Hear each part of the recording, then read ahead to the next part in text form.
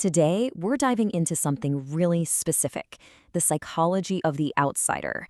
And we're going to talk about a rare trait that's forged in that experience, something called silent strength.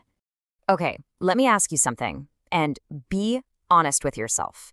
Have you ever been the backup friend? You know the deal. You get the call, but you know you weren't the first person they asked. It's a really specific kind of sting, isn't it?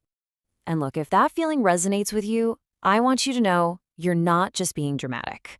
Psychology actually says this is one of the most painful human experiences out there. Seriously, it hits right at that core need we all have to belong. But here's where it gets really interesting. For some people, that constant feeling of being on the outside, it doesn't break them. In fact, it does the opposite. It forges something extraordinary, something incredibly tough. And that something has a name. We call it silent strength. It's basically this deep psychological adaptation that comes from not being the first choice. And what it does is it gives you this ability to handle setbacks and disappointments that would just completely shatter most people. So just how rare is this? Get this. Only about 2% of people are thought to develop this specific kind of resilience. It's like this exclusive club that nobody ever volunteers to be in, but its members have a kind of power that's totally unique. So here's the bottom line. If you've always felt like an outsider, your brain hasn't just been coping. No, it's done something much more profound. It has literally rewired itself. It's adapted in ways that, frankly, most people will just never understand. All right, so what does this silent strength actually look like in the real world? Well, we can break it down into a set of what I like to call the outsider's superpowers. So we're going to walk through 5 of them. There's high emotional endurance, something called the no panic response, hyper-awareness of social signals, low social dependency, and finally, a focus on quality over ritual. Okay, first up, high emotional endurance. Think about it. If you've always been the first choice, you're not used to disappointment. But if you're not, well, your nervous system kind of gets used to it.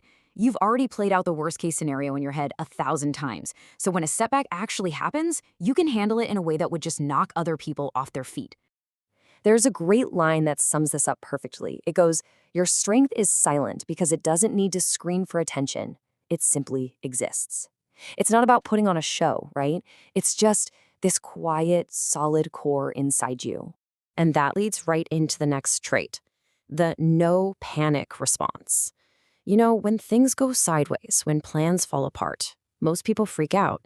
They get angry, they get shocked, but your brain has been through this drill before. It stays calm, and it instantly switches into, okay, I'll solve this myself mode. That's survival independence right there. Okay, superpower number 3 is hyper-awareness. This is fascinating. What starts out as this painful thing called rejection sensitivity actually morphs into a kind of superpower. Your brain gets so good at reading the room. You pick up on everything. That tiny shift in someone's tone of voice, a pause that's just a little too long. It's all a defense mechanism, really, to make sure you never get blindsided again. All right, next up, we have low social dependency. This one makes a lot of sense, right? If you learn from a young age that you can't always count on other people for support, what do? You stop waiting for someone to come rescue you, you learn to rely on yourself to solve your own problems, and you end up building this really rich, interesting inner world that doesn't need a constant thumbs up from everyone else. And the last one is this idea of quality over ritual. Look, when you spend a lot of time feeling replaceable, you get really good at spotting what's real and what's not. You stop caring about the big, loud, performative stuff, the public birthday shoutouts on social media. Instead, you start to value consistency. You value the people who show up for you day in and day out, not just when it's easy or convenient. So you might be wondering, where does all this come from? Well, you're not born with it. This kind of strength is forged. It's forged by exclusion. Let's dig into that origin story. It really happens in 3 stages. First, there's the hurt, the initial pain of being excluded or neglected. Then comes the adaptation. You realize you have to become independent, not because you want to, but because you have to. It's a survival thing. And then, out of that necessity, the strength is forged. That's where you get this deep resilience and a real sense of self-awareness. And let's be really clear about this. This isn't just some random personality quirk. You grew into this. You became this resilient because you had no other choice. And the amazing part is, the very thing that caused you so much pain early on, it actually becomes one of your greatest strengths. So, where does that leave us?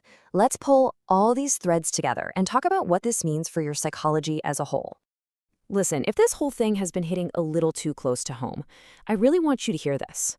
You're not broken. You're not weird. You are self-reliant. Your mind is literally wired for independence and depth. And it's not because there's something wrong with you, it's because of everything you've overcome. And I'll leave you with one last question to think about. We live in a world that's so loud, right? Everyone's just reacting all the time. But what if the world actually needs more people who don't just react, but reflect? People who can adapt and endure when things get tough. What if that silent strength you have isn't just a defense mechanism? What if it's exactly what the world is missing?